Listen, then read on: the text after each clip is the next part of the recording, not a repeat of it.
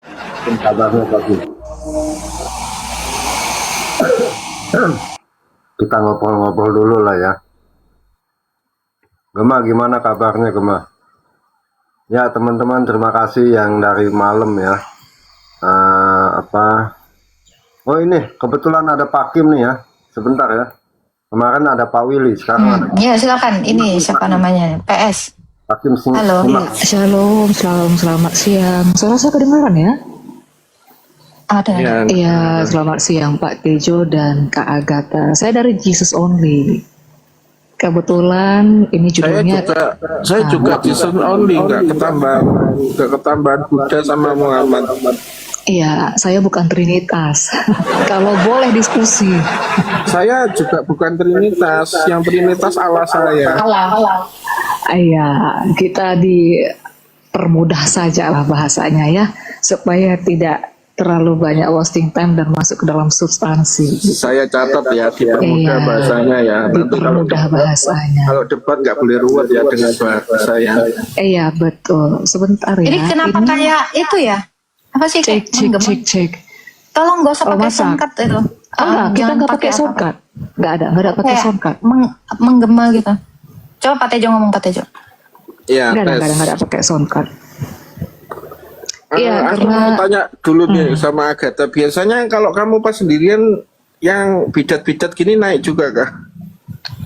Ada juga yang naik, nggak apa-apa. Ya nggak apa-apa lah, kan diskusi. Iya. Kok tumben gitu loh. Biasanya tak amati yang naik orang yang awam atau yang ada juga Pak Tejo, ada juga. Unitarian aja ada kok. Marsian juga ada. Oke, silakan. Nah itu si Demian juga boleh, nggak masalah lah ya kan, kita diskusi di sini. Kalau boleh diizinkan diskusi. Silakan hostnya. Gitu, tergantung hostnya saja gitu ya. Sebentar ya. Nah ini karena kebetulan topiknya tentang Dwinatur ya, Dwi kodrat, betul ya. Cek. Oke, biar lebih enak aja. Biar sama-sama. Oke. Kalau boleh tahu ya, segala macam itu kan claimer. Segala klaim itu harus dibuktikan. Kebenaran itu harus dibuktikan. Kan bukan hanya dengan klaim-klaim ya. Pak Tejo, segala klaim yang besar itu membutuhkan pertanggungjawaban yang besar. Bukan klaim.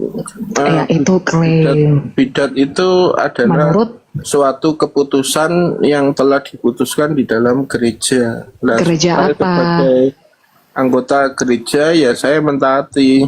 Gereja yang mana? Sejarah gereja dalam Alkitab itu gereja abad keempat. Gereja mula-mula itu kok gereja abad keempat? Loh, karena gereja abad keempat itu kelanjutan daripada itu kan gereja setelah konsili. Oh tidak. Gini, Bu Kezia satu-satu ngomongnya, jangan gak ada ayat gitu. Oke, silakan Pak Tejo lanjut. Gereja abad keempat itu adalah kelanjutan dari gereja para rasul. Makanya yang jadi pemuka agamanya atau episkop atau presbiternya itu wajib bersisilah sampai kepada para rasul, biar jelas, nggak terus mengangkat diri jadi episkop atau mengangkat diri jadi pendeta terus ngakunya ajaran para rasul. Nah itu nanti kalau seperti itu bahayanya ya sangat gitu loh. Nanti ada orang Islam atau orang Buddha yang mau mengacaukan ajaran Kristen ya, dia ngaku Kristen mengangkat diri jadi pendeta terus mengaburkan ajaran-ajaran para rasul ini menjadi ajaran yang menyeleweng gitu kan. Nah ini kan bahaya, makanya perlu dicek bibit bobot bebetnya. Orang Jawa itu ngecek bibit bobot bebet gitu kan, ngecek silsilahnya. Loh kamu dari mana kok tahu-tahu jadi pendeta gitu kan? Kristen sejak kapan? Oh saya Kristen sejak lahir gitu kan. Saya kelanjutan para rasul. Loh, ada nggak silsilahnya? Kamu bawa meneruskan ajaran para rasul. Karena yang namanya ajaran itu diteruskan kepada murid. Karena jadikan semua bangsa muridku. Yang namanya murid itu pasti terdaftar gitu loh. Apalagi ini murid yang telah jadi pengajar. Makanya ada silsilahnya pengajar-pengajar itu. Nah kalau misalnya kamu mau ngomong gereja yang mana, terus kalau enggak gerejanya para rasul sama gereja yang berkonsili itu, terus kamu mau mengklaim gerejamu gitu, atau gereja yang mana? Nah, Saran Bu padahal, Keza. ya sekarang tak tanyain kamu. Iya, oke Pak Tejo, kalau misalnya terlupa. Oke, silakan. Pak Kim sebagai pendeta ada sisilanya nggak, Pak Kim? Pak Kim, Nggak ada lah. Pak, Nggak Hah? ada. nggak ada, Nggak berarti ada. ajarannya perlu dipertanyakan dong nih. Hah? Aduh. Kita putar lagi nih ya, Pak Kim ya. Pak Kim simak nih. Iya, iya. Nah itu Iya, nanti iya. kalau seperti itu bahayanya ya sangat. Ya, nanti ada orang Islam atau orang Buddha yang mau mengacaukan ajaran Kristen ya, biskop atau presbiternya itu wajib bersisilah sampai kepada para rasul, biar jelas, nggak terus mengangkat diri jadi episkop atau mengangkat diri jadi pendeta terus ngakunya ajaran para rasul. Nah itu nanti kalau seperti itu bahayanya ya Ya, sangat nah, gitu loh. Nanti ada orang Islam atau orang Buddha yang mau mengacaukan ajaran Kristen ya, dia ngaku Kristen mengangkat diri jadi pendeta terus mengaburkan ajaran-ajaran para rasul ini menjadi ajaran yang menyeleweng gitu kan. Nah ini kan bahaya, makanya perlu dicek bibit bobot bebetnya. Orang Jawa itu ngecek bibit bobot bebet gitu kan, ngecek silsilahnya. Loh kamu dari mana kok tahu-tahu jadi pendeta gitu kan? Kristen sejak kapan? Oh saya Kristen sejak lahir gitu kan. Saya kelanjutan para rasul. Loh ada nggak silsilahnya? Kamu bawa meneruskan ajaran para rasul. Karena yang namanya ajaran itu diteruskan kepada murid. Karena jadikan semua bangsa muridku. Yang namanya murid itu pasti terdaftar gitu loh. Apalagi ini murid yang telah jadi pengajar. Makanya ada silsilahnya pengajar-pengajar itu. Nah kalau misalnya kamu mau ngomong gereja yang mana, terus kalau enggak gerejanya para rasul sama gereja yang berkonsili itu, terus kamu mau mengklaim gerejamu gitu, atau gereja yang mana? Nah, Saran Bu padahal, Keza. ya sekarang tak tanyain kamu. Iya, oke Pak Tejo, kalau misalnya terlalu panjang, saya kapan waktunya? Karena kita di sini kan diskusi dua arah.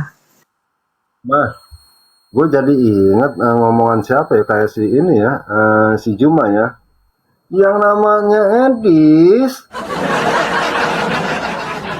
Ulama-ulama pun tidak bakalan menang. Yang namanya murid.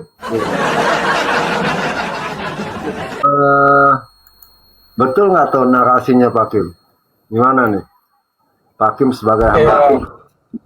ya kalau kalau ditanya silsilah jelas pasti nggak ada. Tapi kalau ditanya saya angkatan berapa, lulus tahun berapa, terdaftar semua tuh, tercatat tuh di kampus gitu. Maksudnya pengajarannya itu silsilahnya urutannya sampai ke rasul nggak? Apa sih sebenarnya yang dibilang apa sih apostolik ya? Suseksi apostolik apa sih Pak? Apa sih yang dimaksud? Apostolik itu kan sebenarnya kan bicara tentang kenabian, apostolos kan. Itu jadi kalau ditanya silsilah sih repot sih ya.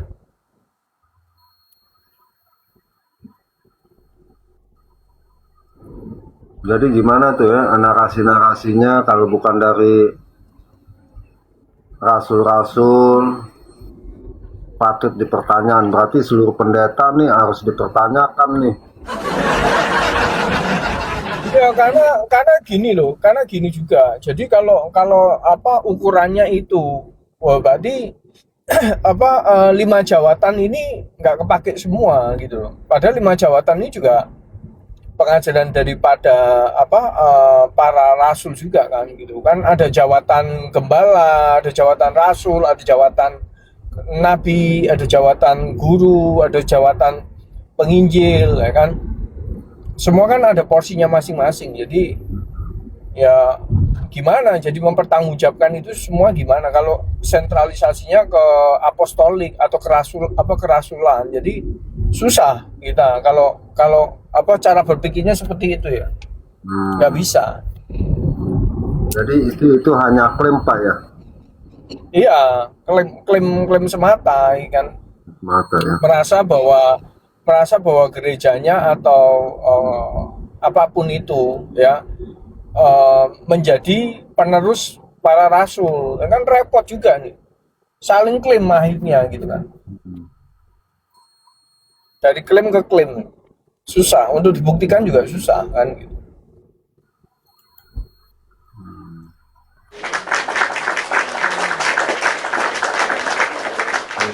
Ya. Itu ada penjelasan sih Pak ya, penjelasan dari Verbum Veritatis ya. Mereka yang ngeklaim ya tentang suseksi apostolik ya, itu hanya omdo-omdo sebenarnya. Nah, itu bisa dibilang dagang lah ya, pemasaran lah ya. Karena yang dimaksud mengikuti ajaran para rasul ya dari Alkitab ya, bukan dari mana misalnya Bapak ngajar punya pengajar, lalu pengajar itu punya pengajar lagi, lalu punya pengajar lagi, sampai runutannya ke rasul siapa begitu ya. Oke. Tapi buat saya sih Jatuhnya Bang, jatuhnya kayak RT sebelah kan juga sama kan gitu kan. Habib, dari Habib siapa sampai sama, jadi nanti larinya ke sana nanti. Jadi nanti ada sertifikasi rasul nanti. Harus terdaftar. Susah.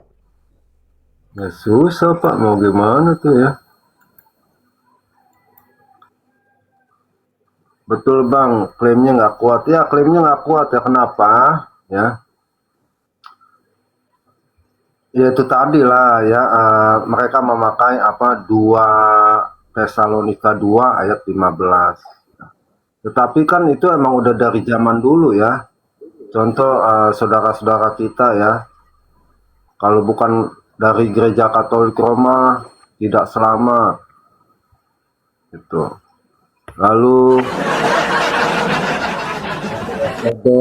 ajarannya sesat. Tetapi ketika disetujui sama pemerintah, masuk Bimas Protestan. Pak, masuk Bimas Protestan dia. Lalu dia mau masuk ke mana? Ke Katolik pasti nolak. Akhirnya mau nggak mau, kalau misalnya terpisah, artinya agama lain dong. Ada agama ortodok? Nggak ada. Kita kalau KTP ya sekarang mungkin ditulis Kristen ya, kalau dulu kagak tuh. Lengkap. Agama Kristen Protestan, agama Katolik.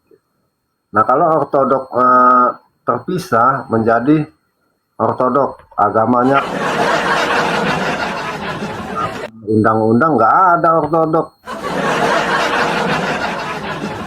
Klaim-klaim aja ya, bilang pengajarannya sesuai dengan para rasul, tapi nebeng di Bimas Protestan.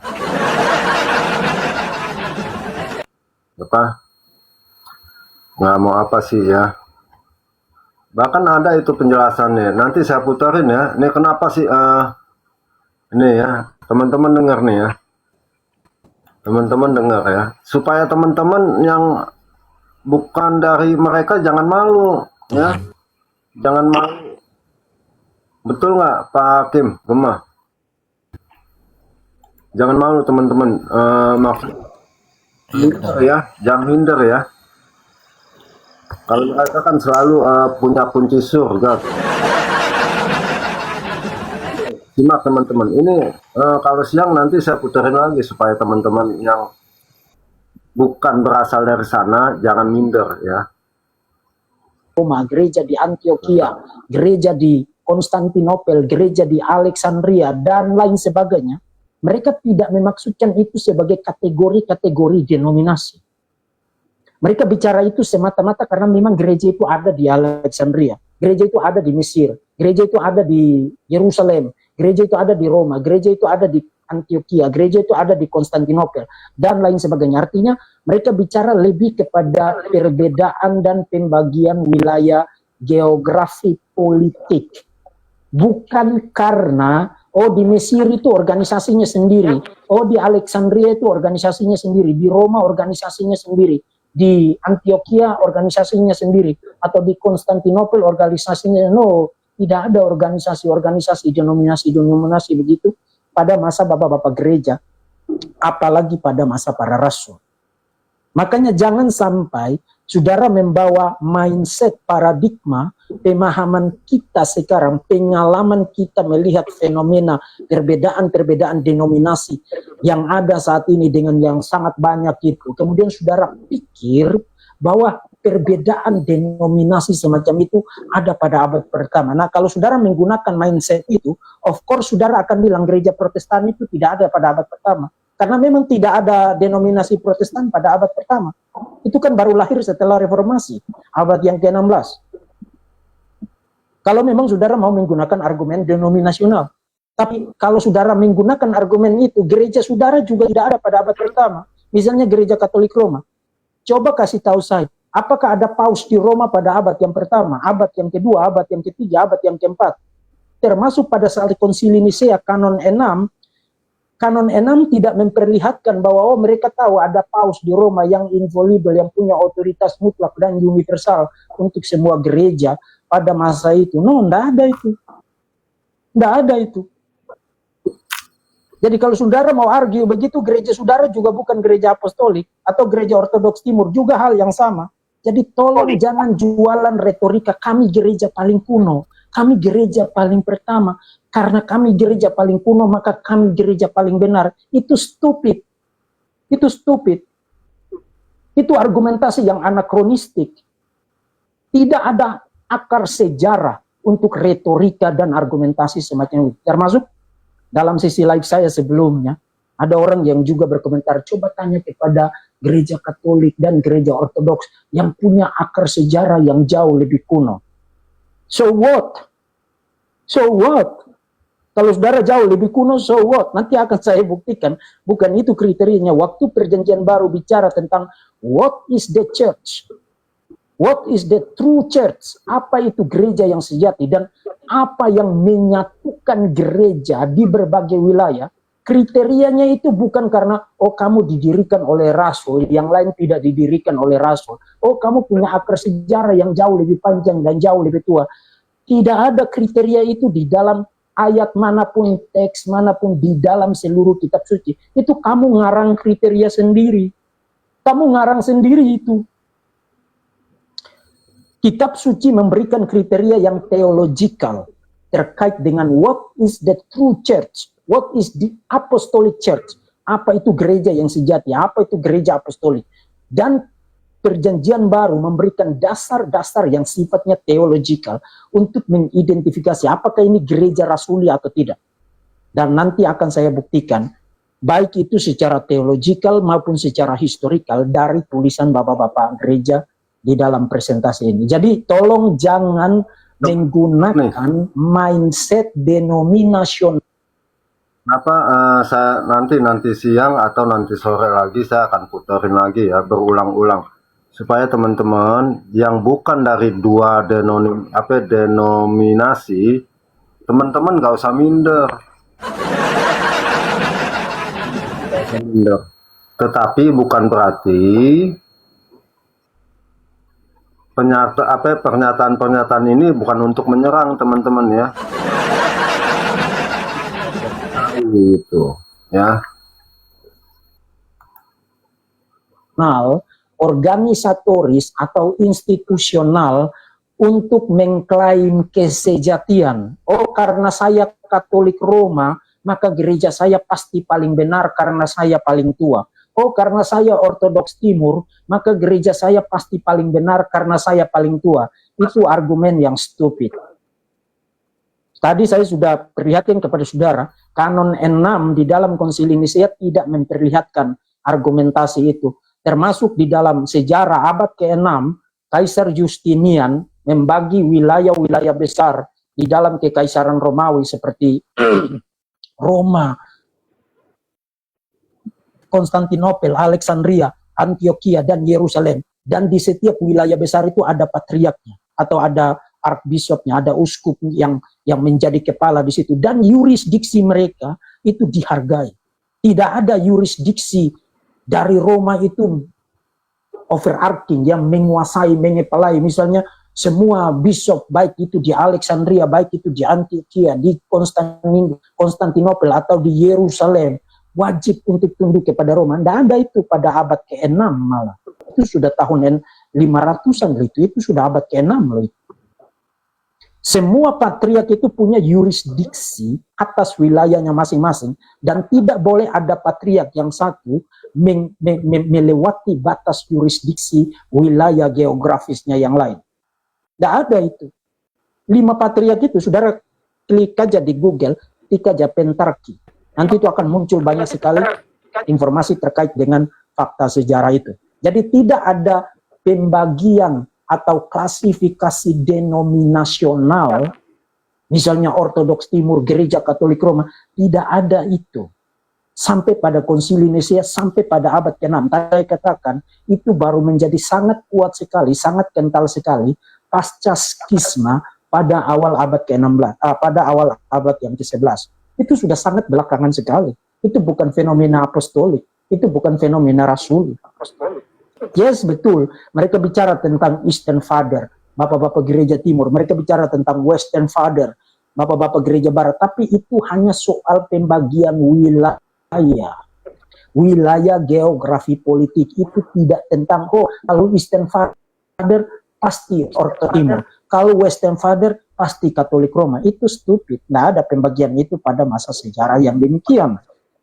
Nah, kita perlu kasih tahu begini, karena hari ini banyak orang itu menjual retorika-retorika seperti tadi. Gereja kami itu gereja yang paling benar karena kami yang paling pertama. Gereja kami itu yang paling benar karena akar sejarah kami bisa tarik sampai pada abad yang pertama. So what? Pertama itu anakronistik. Dan yang kedua, so what? Karena bukan itu kriterianya. Perjanjian baru tidak meletakkan kriteria itu untuk kamu jadikan sebagai bahan jualan. Oke. Dan karena itu, saudara-saudara, di dalam presentasi ini untuk menjawab pertanyaan tadi, apakah Protestanisme itu ada pada abad pertama, saya akan membahas 4 pokok bahasan utama. Yang pertama saya akan jawab, sebenarnya apa definisi dari gereja rasuli? What is the apostolic church? Atau apa definisi dari gereja yang sejati? Apakah gereja yang sejati adalah institusi tertentu, denominasi tertentu, kelompok organisasi tertentu, atau apa? Kemudian yang kedua, saya akan bicara tentang sebenarnya reformasi itu apa. Karena waktu kita bicara tentang Protestanisme, itu tidak bisa terlepas dari gerakan reformasi pada awal abad ke-16. Dimulai oleh Luther 1517, kemudian itu diikuti dengan beberapa tokoh yang penting lain, terutama Calvin dan kawan-kawan, yang kemudian nanti melahirkan gereja-gereja reformasi, yang nanti terbelah lagi, ada Lutheran, ada Zwingli, ada Anabaptis, kemudian ada gereja-gereja reform atau gereja-gereja Calvinis. Termasuk nanti di kemudian hari lahir lagi gereja-gereja yang relatif baru seperti gereja Pantekosta, kemudian nanti sekarang gereja karismatik. Apakah gereja yang baru-baru lahir ini secara otomatis dikeluarkan dari kategori gereja yang sejati hanya karena mereka lahir belakangan? Nah, kalau you menggunakan definisi seperti yang tadi, kategori seperti yang tadi, gereja kami benar karena kami paling tua, otomatis semua gereja yang lahir belakangan itu bukan gereja, jadi kamu sendiri yang gereja. Itu kamu gila itu. Betul-betul kamu gila itu. Dan tolong kamu jangan bicara tentang saling menghargai. Argumentasi begitu tuh argumentasi yang sangat tidak menghargai gereja lain di dalam dunia ini. Itu argumentasi yang gila itu. Nah, jadi kita harus bicara tentang reformasi itu apa. Sebenarnya apa inti, substansi dari gerakan reformasi pada abad yang ke-16. Di situ kita akan bicara tentang 3 penafsiran utama tentang apa signifikansi dari reformasi. Kemudian yang kedua, yang ketiga, kita akan bicara tentang sebenarnya waktu kita menyebut diri Protestanisme, itu apa pilar-pilarnya. Karena di dalam Protestanisme itu ada banyak lagi denominasi-denominasi yang kecil. Tapi meskipun ada banyak denominasi-denominasi yang kecil seperti yang terbagi lagi seperti Lutheran, Calvinism, atau Reform, kemudian Anabaptis, kemudian nanti dari sini lahir lagi banyak-banyak itu seperti Pantekosta, GBI, dan lain sebagainya. Sekarang itu bahkan saudara tidak bisa hitung lagi. Orang begitu ribut sedikit, mendadak mereka bikin denominasi baru. Nah, karena itu perlu bicara tentang meskipun banyak sekali denominasi itu, sebenarnya pilar-pilar apa yang mengikat. Yang mengikat semua denominasi itu oke. Meskipun kami beda-beda di dalam denominasinya, tapi kami Protestan. Nah, kita akan bicara tentang 6 pilar Protestanisme sebagai landasan untuk bicara tentang identitas khas, karakteristik identitas dari gereja-gereja Protestan. Dan kita akan uji itu, identitas itu, pilar-pilar itu berdasarkan firman Tuhan. Dan yang terakhir kita akan bahas tentang sebenarnya yang paling penting itu apa? Suksesi apostolik, artinya the succession of office, suksesi jabatan uskup atau jabatan paus itu, apakah itu yang paling penting menentukan gereja yang sejati, atau sebenarnya yang paling penting adalah suksesi iman atau suksesi doktrinal. Itu 2 hal yang terkait erat di dalam sejarah gereja tapi tidak sama. Dan in fact bapak-bapak gereja akan saya buktikan mengatakan yes, suksesi itu penting, suksesi jabatan itu penting. Tapi kalau you tidak punya suksesi doktrinal, maka suksesi jabatan itu hanya seperti berpindah dari hidup kepada kematian. Berpindah dari kegelapan, terang kepada kegelapan. Itu kata-kata dari Bapak Gereja akan saya buktikan di dalam presentasi ini. Supaya mari kita kubur retorika gereja kuno, gereja kami yang paling tua, gereja kami bisa ditelusuri sampai pada abad pertama. Itu stupid. Tolong berhenti setelah ini. Karena you tidak punya bukti. Dan in fact retorika semacam itu adalah retorika yang tidak menghargai eksistensi gereja yang universal. Retorika yang tidak punya dasar teologikal di dalam seluruh isi kitab suci. Oke, kita mulai dari yang pertama. Sebenarnya apa itu gereja rasuli? Saudara, perjanjian baru tidak pernah satu kali pun bicara tentang what is the church dan mengkaitkan itu dengan organisasi atau institusi atau denominasi. Not even once. Tidak ada satu kali pun di dalam seluruh perjanjian baru mengidentifikasi gereja sebagai organisasi. Sebaliknya, perjanjian baru memberikan definisi bahwa gereja itu bukan gedungnya, bukan organisasinya, bukan institusinya, bukan denominasinya, tapi apa? Orangnya, orang-orang yang telah ditebus, dipanggil keluar dari kegelapan kepada terangnya yang ajaib. Tetapi kamulah bangsa yang terpilih, imamat yang rajani, bangsa yang kudus, umat kepunyaan Allah sendiri, supaya kamu memberitakan perbuatan-perbuatan yang besar dari Dia yang telah memanggil kamu keluar dari kegelapan kepada terangnya yang ajaib. 1 Petrus 2 ayat yang ke-9. Dan konsensus di kalangan para ahli sejarah, para ahli eklesiologi, para teolog eklesiologi, mengatakan itu adalah the best definition of the church. Itu adalah definisi terbaik mengenai gereja.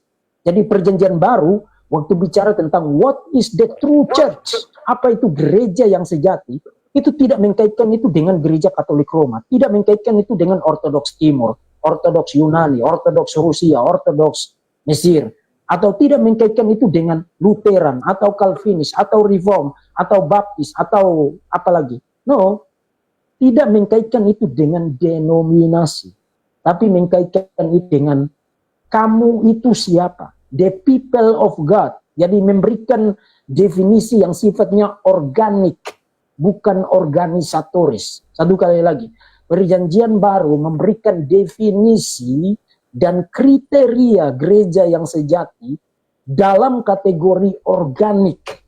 Gereja itu sebagai organisme, orang-orang yang sudah percaya kepada Tuhan Yesus Kristus, mengaku iman yang satu dan sama, mereka dipanggil keluar dari dalam kegelapan kepada terangnya yang ajaib. Mereka diselamatkan atas dasar karya penebusan Kristus yang final. Itu gereja. Jadi you ada di denominasi manapun, kalau you mengaku iman yang itu, kamu adalah gereja. Kamu adalah gereja. Nah, saya tidak mengatakan bahwa organisasi itu tidak penting. Of course penting. Kalau soal administrasi, apalagi dalam kaitan dengan pemerintah sekarang, kamu harus punya surat baptis, harus punya surat nikah, dan itu dikeluarkan oleh organisasi kan untuk urusan-urusan administratif dan penata layanan di dalam gereja. Of course organisasi itu penting. Saya tidak mengatakan tidak penting, maka kita tidak perlu organisasi. No, itu juga stupid. Tapi yang saya katakan adalah bukan itu fundamentalnya. Bukan itu esensi dari pengertian dan identitas dari gereja yang sejati. Identitas dari gereja yang sejati adalah orang-orang yang dipilih untuk diselamatkan menjadi kerajaan imam. Menjadi imamat yang rajani. Untuk memberitakan perbuatan-perbuatan Tuhan yang ajaib. Yang telah memanggil kita keluar dari kegelapan dosa, dari keterhilangan, dari hukuman terhadap dosa, memanggil kita keluar, menyelamatkan kita kepada terang keselamatan yang ada. Itu gereja. Nah, dan bukan hanya itu, karena definisi yang demikian, maka waktu para rasul, misalnya Rasul Paulus, saudara bisa baca di dalam Efesus pasal 4 ayat 1 sampai dengan 16. Waktu Paulus bicara tentang the unity of the church atau the Christian unity, apa yang menyatukan orang-orang Kristen, meskipun mereka ada di Laodikia, mereka ada di Galatia, mereka ada di Efesus, mereka ada di Roma, di Yerusalem, di Antioquia, apakah di Alexandria, di Kupang, di Rote, di Nias, di Medan, di Sumatera Utara, di mana saja. Gereja itu apa yang menyatukan kita? Waktu para rasul bicara tentang Christian unity, apa yang menjadi kriterianya? Oh, Christian unity berarti kamu harus jadi Katolik Roma. Oh, Christian unity berarti kamu harus Ortodoks Timur. Oh, Christian unity berarti kamu harus jadi Lutheran. Oh, Christian unity berarti kamu harus jadi Reform. No. Apa itu Christian unity? Apa dasarnya? Apa theological groundnya? Saudara, saya baru saja khotbah di Talaut kemarin di Jeremita. Saya khotbah khusus tentang ayat ini. Iya, tapi dia pikir Bu ini masalah duit, padahal kita nggak ada masalah duit. Mereka itu loh pura-pura begitu, tapi ujung-ujungnya uang, spender aja di doxing, berarti apa? Kan orang bisa melihat. Mereka Udah banyak pingin yang tahu kok. spender, dapat spender, tapi kan sudah Bukan ketahuan. rahasia umum lagi. Heeh.